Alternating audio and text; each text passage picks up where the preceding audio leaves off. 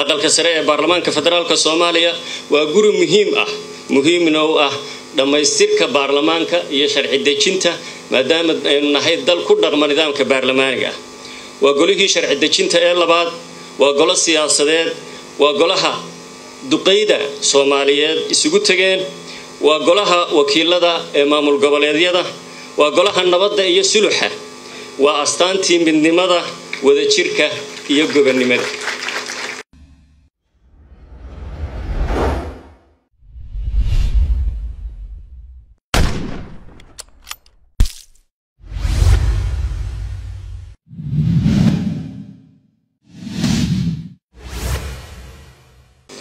Aqalka Sare isagoo gudanaya waajibaadkiisa dastuuriga ah wuxuu ballan qaadayaa inuu si degdeg ah shuruucda uga hawlgeli doono iyadoo la siinayo mudnaanta ay kala leeyihiin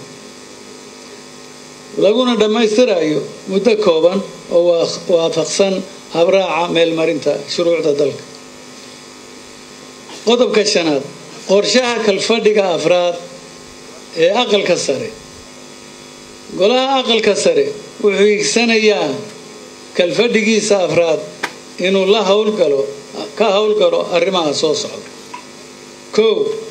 Xurinta shuruuc asaasi ah ee looga maarmi karin hirgelinta nidaamka federaalka.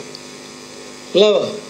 Fulinta gogol wada xaajood oo looga arinsanayo arrimaha dastuuriga iyo wada shaqaynta labada heer maamul ee dawlad